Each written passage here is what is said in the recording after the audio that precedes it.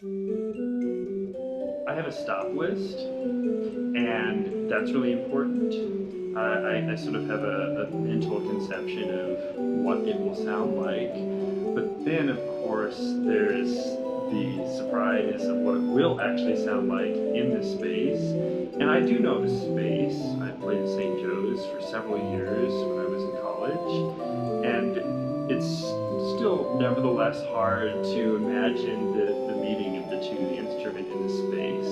So I have a sort of basic roadmap to start with. I have an idea of what the instrument might sound like, and one goal that I have, and that I think any organist has when they're dealing with a new instrument, is to showcase the variety of sounds and the capabilities of the instrument.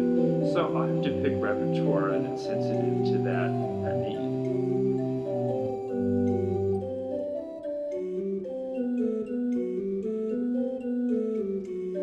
Based on the stop list, I think that I will want a nice mix of earlier and more modern music.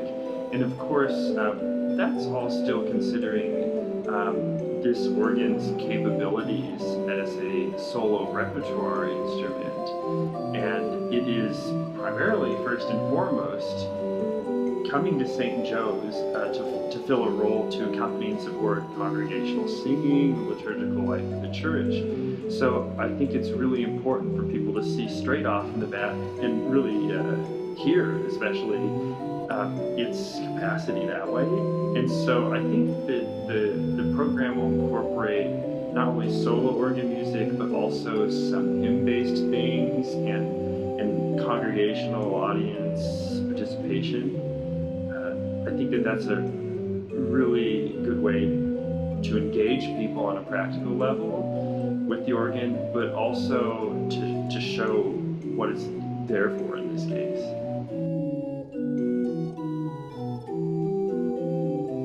I think it's a really exciting moment for not only the parish, but also the community in Lincoln, and indeed the Catholic community, because as the tradition tells us, St. Joseph is the patron of workmen, of people who labor with their hands, of carpenters, of woodworkers. And here we have no better visual and artistic testimony to the patronage and inspiration of this particular church.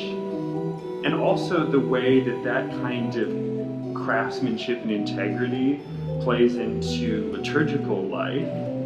The Catholic bishops have written beautifully about materials that bear the weight of mystery for worship. And what a testimony to have something that is a labor of so many hands over such a long time that can participate, not only add to in a sort of icing on the cake way, but play a constitutive role and central position in the weekly and even daily worship life of the community. That's something really incredible and exciting. And I hope people realize what an incredible opportunity